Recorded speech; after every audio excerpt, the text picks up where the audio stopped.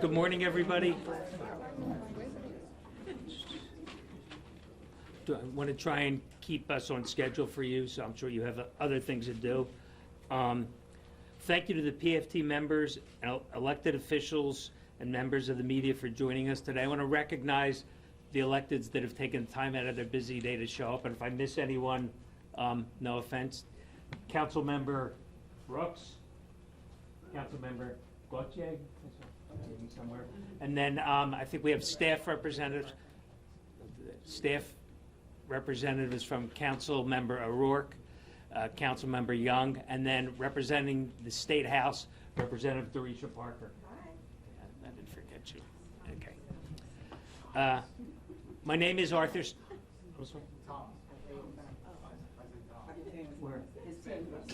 Oh, I didn't know they were here. That's why I said if I miss anybody. And from Councilmember Thomas, who's the Education Chair's office. And we have faith leaders here. I know Reverend Halston is here. Did I miss anybody else? Okay, great. If anybody appears later, please let me know. My name is Arthur Steinberg. I am still an active special education teacher in the School District of Philadelphia and the president of the Philadelphia Federation of Teachers. And again, I thank all of you for coming today. I'm glad to see all of you. Not happy about why we're here, but seeing your smiling faces is always a good thing. We have not reached an agreement with the School District of Philadelphia yet. As I've said many times before, our goal as the Federation was to have this wrapped up by the end of school in June. Obviously, we failed to meet that deadline. There were a number of reasons for this, and I just want to refresh everybody's memory so they kind of understand why we are where we are now. The community, parents, kids that we serve, I believe had the right to know that school was going to open uninterrupted, that their educational program would continue unabated, and that they would have someone to send their kids when school started. Our members, many of whom are also School District of Philadelphia parents, also deserve the peace of mind of knowing that they were going to be able to continue their vocation, servicing the kids, and being able to feed their families. We are making some progress on certain issues, which I will not divulge. I'm not really going to negotiate in public. I have found that to be counterproductive in the past. Excuse me, losing my voice here. Issues still really at the top of the top of the page really is wages. Wages and salaries are important for a number of reasons beyond the fact that people need to feed their families, and we all know what's going on with inflation and prices right now anyway. But we are also in the midst of a severe teacher and really educator shortage across the Commonwealth, the nation, and now particularly being felt in the Philadelphia area. So if you want to be competitive in recruiting staff members and now, for the first time, retaining them, your wages have to be at least on a par. People come to work in Philadelphia because it's a cause. They're dedicated. They do not come here to get wealthy. However, they do need to feed their families. They want to send their kids to college too. For the first time ever, we now have suburban districts poaching our folks. Historically, they did not want to pay for the years of experience our people obtain here. And they also recognize that conditions are difficult here. So if they succeed here, they know that out where you're going to have heat every day in the winter, where you have air conditioning in the summer, that you're going to be able to successfully educate the kids in that district. So we really need to focus on wages are at the top of the issue. There are some other building conditions issues that we are also advocating for and that are important because after all, our kids' learning conditions are the same as our working conditions. So any improvement we can make there helps the kids in the School District of Philadelphia. And if Philadelphia wants to be the world-class city that it is, it must have a viable top-flight educational program. So that's kind of where we are right now. I have a number of rank-and-file members here that it's one thing to hear from us, the union leaders and elected officials, but the rank-and-file members can really put a face on exactly what we're doing and how this impacts them as well. So we have Felicia Comry here, who is a paraprofessional at the Kenderton School and also a school district of Philadelphia parent. Jamal Keys, who teaches right now at Spruance Elementary School and is a proud graduate of the first cohort of our Para Pathways professional program. And Kate Sundine, also a school district teacher at Palumbo, right? And a school district of Philadelphia parent. Before we get to them, we're going to bring up LaShawna Coleman, the PFT Chief of Staff.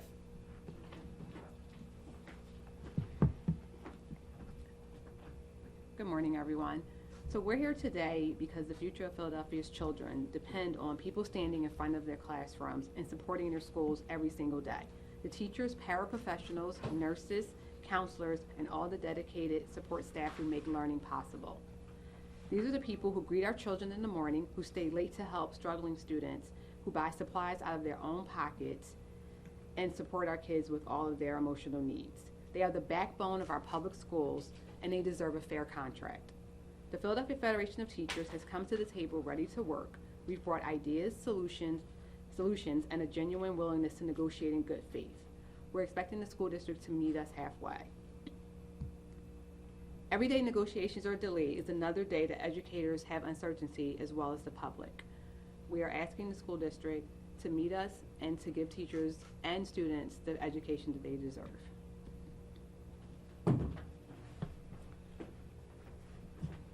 Thank you, LaShawna. So now I am going to call to the mic Felicia Comry, who, as I just told you, is a paraprofessional at the Kenderton School and also a parent of a school district of Philadelphia child. Hello, everyone. My name is Felicia Comry. I am a special education assistant at Kenderton Elementary School in North Philadelphia. I'm a proud member of the PFT and mom to a daughter who is entering the school year this year. This is my first job as an education professional, and it's a job that I love. In fact, I am also working toward earning a degree so that I can become a teacher in the Philadelphia public system. Yay. As a part of the Para Pathways program created by the PFT in the school district.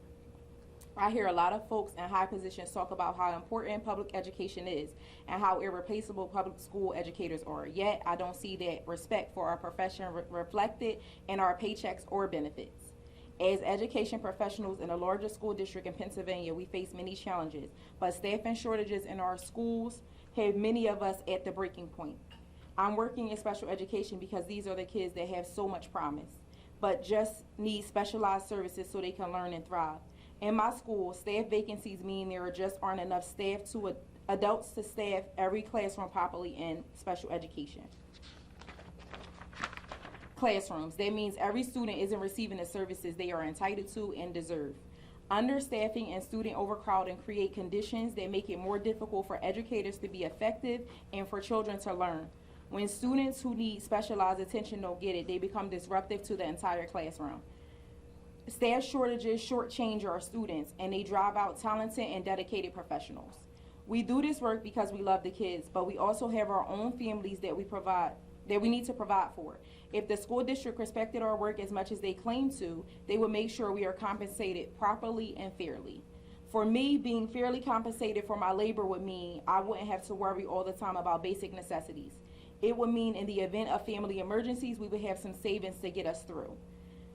A fair contract will also hold the school district accountable for providing all of the classroom supplies that we need throughout the school year. I asked the reporters here, does your employer make you buy your own cameras, equipment, notepads, and pens? As a mom to a daughter entering pre-K this year, I completely understand the families who are worried we might go on strike. To them, I would ask, if you support your public school and education professionals like me, let the school district know that we deserve a fair contract now. Thank you.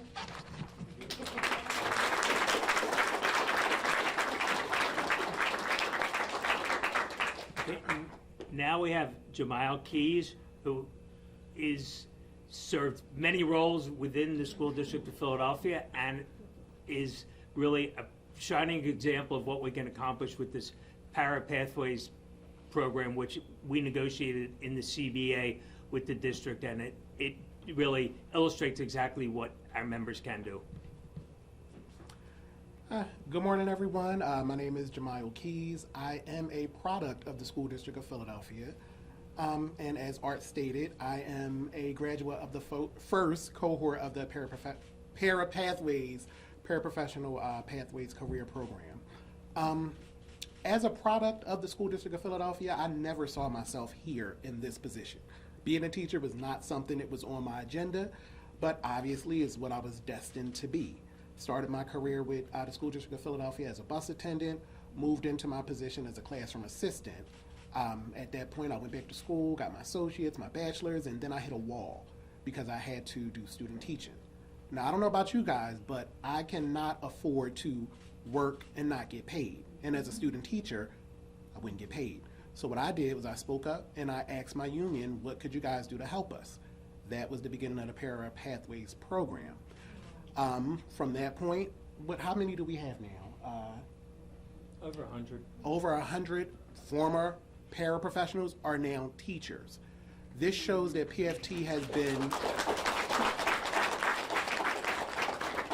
that right there shows that PFT has been a phenomenal partner with the School District of Philadelphia to help address the national teacher shortage.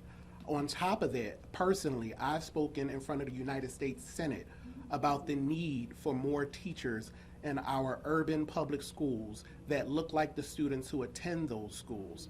I also spoke to the United States Senate about wages. Teachers, paraprofessionals, all school employees deserve a fair and livable wage.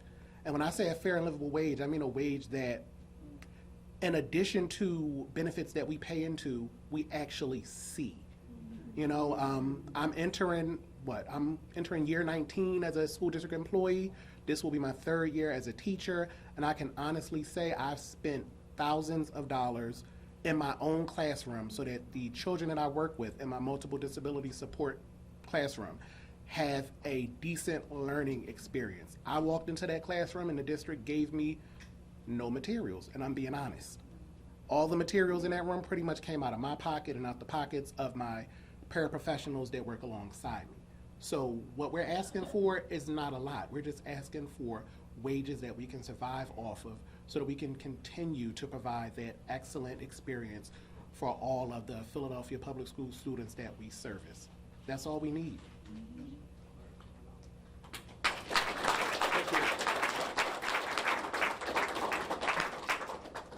Before I call up our next speaker, I want to recognize and thank Councilmember Rue Landau, who has also showed up here today and is a strong supporter of public education in the city of Philadelphia.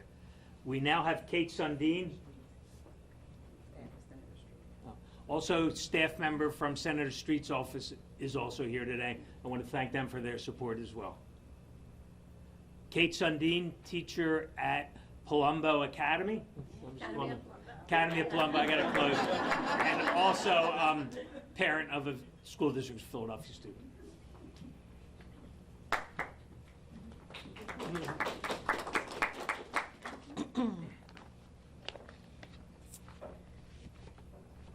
Hello, everybody. As President Steinberg said, my name is Kate Sundine, and I am a proud PFT member and an even prouder School District of Philadelphia parent.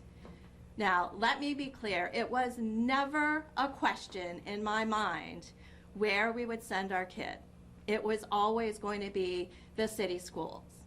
Because I know firsthand how hard my fellow union siblings work and how much they care for our students. Which is why it's crazy to me that we're looking down the barrel of a strike here. And I know what the district is going to say if it does happen. But I need you all to understand, this is not on the PFT. It's the district that has refused to come to the table, the district that has said through their lack of desire to negotiate that we don't deserve a fair contract, or the things that we are fighting for. But let me be very clear on what they're actually saying. When they say we aren't deserving, they're saying our students aren't deserving. When they say our nurses and librarians don't deserve full-time at a dedicated school, they're saying our students don't deserve access to a full-time nurse or librarian. When they say our SSAs and paras don't deserve a living wage and education assistance, they're saying our students don't deserve highly qualified classroom assistants. When they say our counselors and social workers don't deserve a reasonable caseload, one that isn't 3 to 5 times larger than what is recommended, they're saying our students don't deserve the attention. When they say our teachers don't deserve properly sized classes and fair pay for clubs and teams, they're saying our students don't deserve classroom attention and quality extracurricular activities. When they say our members don't deserve safe schools and working conditions and the ability to take a day off if we're sick, they're saying our students don't deserve a safe place to go to school and healthy teachers and staff who are able to work at the top of their abilities.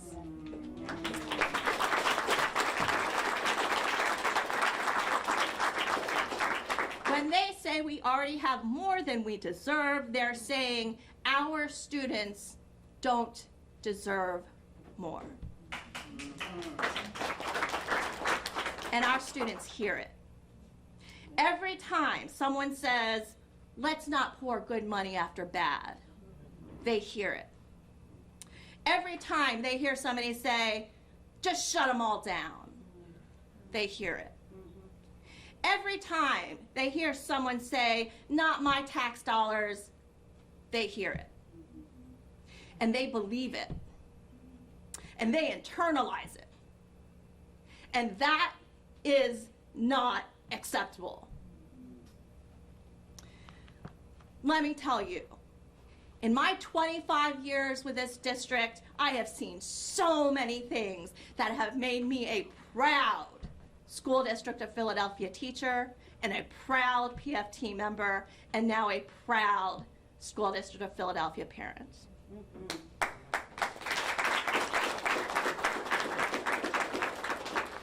I've seen students shine, blow away every single one of our expectations, and then some. I've seen nurses and counselors literally save lives, not figuratively, literally save lives. I've seen coaches inspire their students to states and nationals and even international competitions and win. I've seen teachers light the spark of new knowledge in thousands of eyes. Take the time to look up Gates Foundation scholarships, Gates Millennial scholarships. Our district, we got a bunch of them. I've seen SSAs and paras engage some of the toughest kids and help get them to graduation. I've seen my union siblings give blood, sweat, and tears every single day, sometimes also literally, to do all this. And why? It's not because of our contract. It's because we know our students are worth it. We know our students are deserving. So in the end, giving us a fair contract is not about getting us to do the work. We already do the work. Above and beyond, I'll add. It's about acknowledging the hard work we do regardless of the conditions. It's saying we deserve more because our students deserve more. Yes.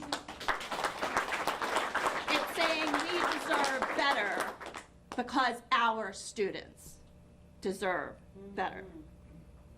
It's saying that you'll fight for us because you know every single day we go in and we fight for our students. So, help us get that fair contract. We deserve it, but more importantly, our students deserve it.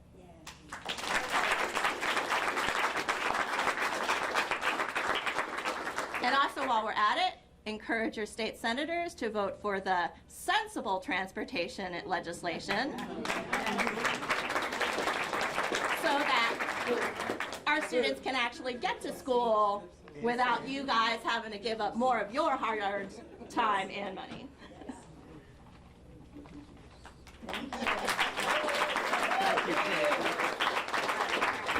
Before I conclude, I want to introduce a few other folks that showed up. Councilmember Nina Ahmad and State Senator Sharif Street, which, piggybacking on what Kate just said, it's not really good that we're seeing him standing here today. So, anyway, and also, I neglected to introduce the members of a PFT negotiating team who are here as well. Back there, we have Denise Rogers, Cindy Bolden, Wendy Coleman, and LaShawna Coleman, who's also part of the team with that. They're doing a bang-up job trying to bring this to a successful conclusion.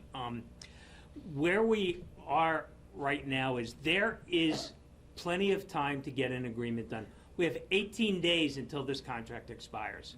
If we sit down seriously and put our minds to the tasks at hand, we can get a contract in place, and the school district can then proceed on the path. They're touting themselves as, as fastest growing large urban school district in the country. I forget the terminology. However, who's responsible for that progress?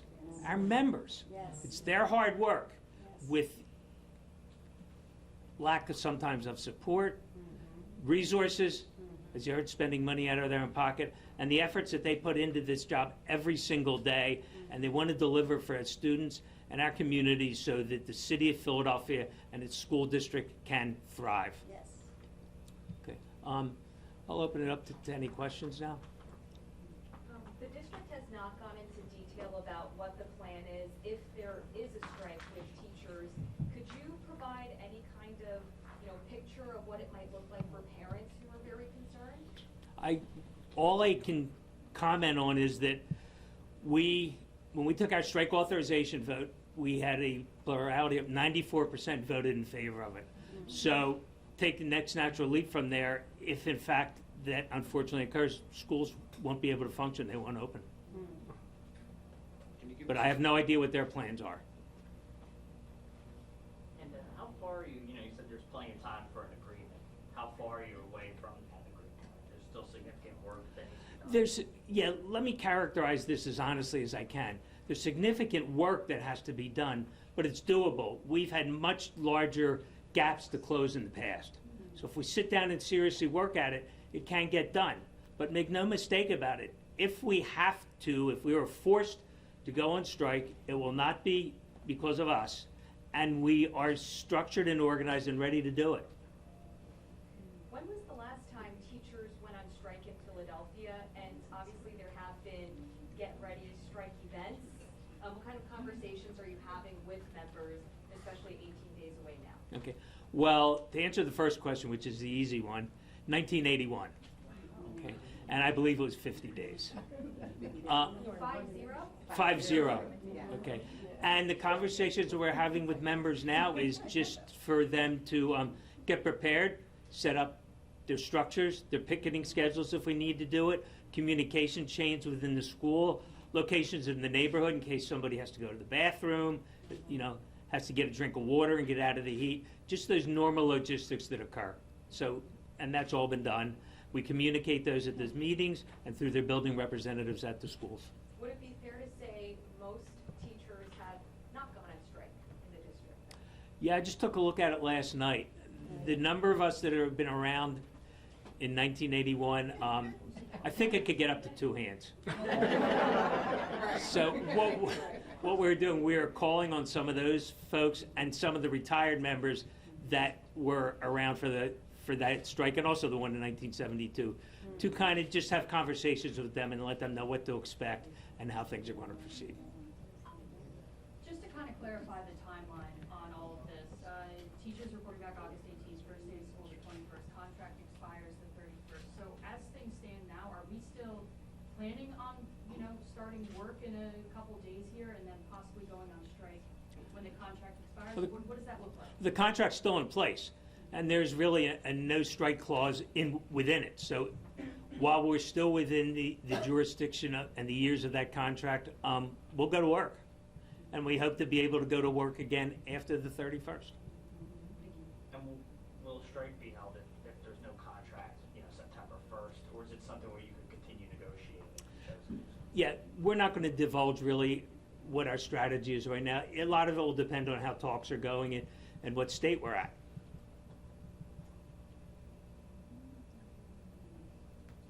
Okay, great. Thank you very much. Appreciate it.